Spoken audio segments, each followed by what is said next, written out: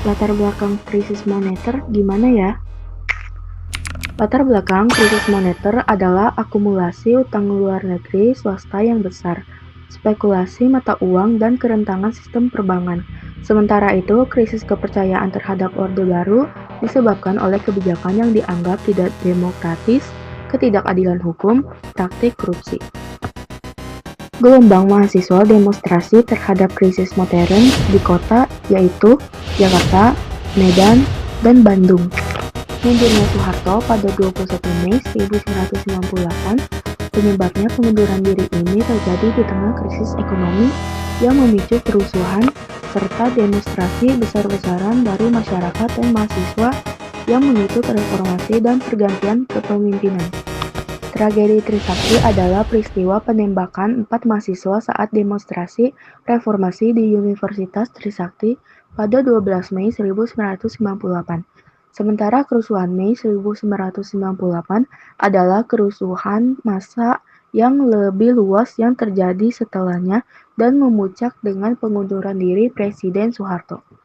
Pada awal era reformasi, pemerintah B.J. Habibie secara singkat menghasilkan reformasi besar dengan mencabut pembatas pers melalui UU No. 40 tahun 1999. Suasana awal era reformasi di masa pemerintah B.J. Habibie dipenuhi krisis ekonomi parah dan gejolak politik, namun juga disertai upaya besar-besaran untuk melakukan reformasi demokrasi. Kemajuan yang dicapai oleh B.J. Habibie di bidang politik dan demokrasi yaitu kebebasan pers, batas masa jabatan presiden, pemilu bebas. Bidang ekonominya yaitu penguatan rupiah, pemberantasan monopoli. Kenapa bisa sih Krismon memperparah kondisi ekonomi Indonesia?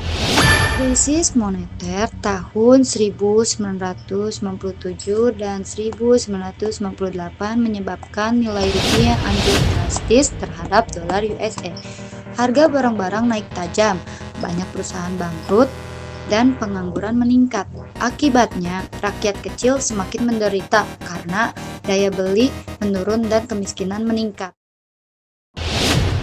Mahasiswa melakukan demonstrasi untuk menuntut perubahan besar reformasi karena mereka menilai pemerintahan Orde Baru di bawah Soeharto penuh dengan kolusi, dan nepotisme atau KKN.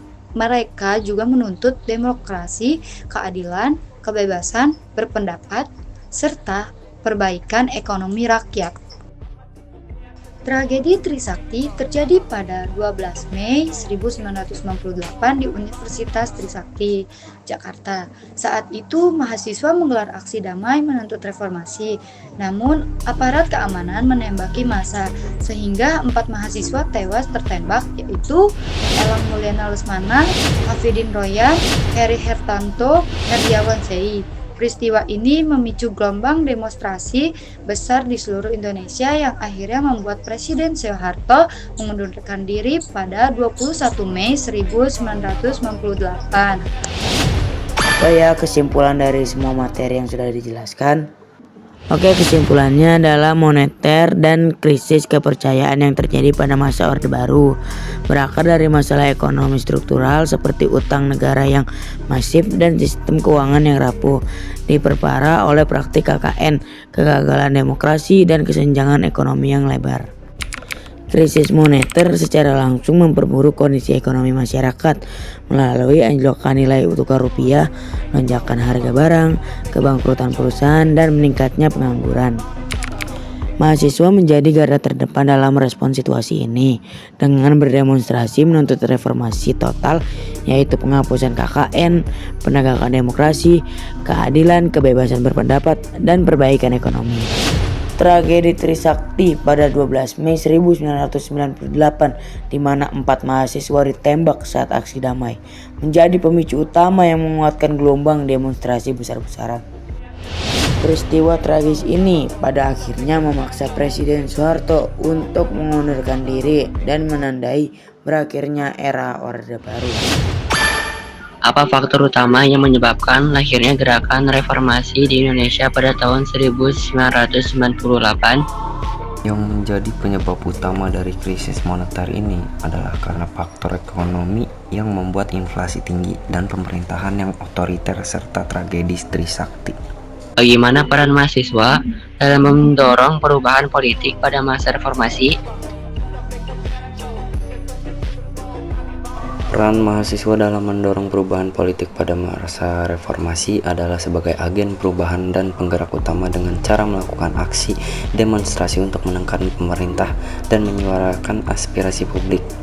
Apa dampak dari tragedi Trisakti terhadap percepatan jatuhnya rezim Orde Baru? Tragedi Trisakti mempercepat jatuhnya rezim Orde Baru dengan memicu gelombang demonstrasi besar dan kerusuhan massal yang meluas di berbagai kota, yang menguatkan tekanan publik dan politik terhadap Presiden Soeharto. Penembakan 4 mahasiswa ini menjadi katalisator yang mempercepat berakhirnya kekuasaan Soeharto pada 21 Mei 1998. Bagaimana respon pemerintah Orde Baru terhadap tuntutan reformasi sebelum lengsernya Soeharto? Pemerintahan Orde Baru pada awalnya tidak menanggapi tuntutan reformasi secara serius, bahkan cenderung menolaknya dengan alasan stabilitas dan pembangunan. Saat tekanan dari demonstrasi mahasiswa dan masyarakat semakin besar, pemerintahan semakin terdesak dan kehilangan legitimasi. Puncaknya adalah saat tuntutan untuk mundur dari Presiden Soeharto tidak dapat lagi diabaikan, yang akhirnya menyebabkan pengunduran dirinya pada 21 Mei 1998. Apa saja perubahan politik, sosial, dan hukum yang terjadi setelah dimulainya era reformasi? Setelah era reformasi, terjadi perubahan politik, sosial, dan hukum yang signifikan. Perubahan politik yaitu demokratisasi, diberlakukannya pemilu yang lebih bebas dan adil. Perubahan sosial yaitu terjadinya kebebasan berpendapat dan pers, kebebasan berpendapat dan ekspresi masyarakat yang meningkat serta media menjadi lebih bebas dan independen. Perubahan hukum yaitu penegakan HAM, penegakan hak asasi manusia, disebutnya Komnas HAM, dan upaya penuntutan kasus pelanggaran HAM masa lalu.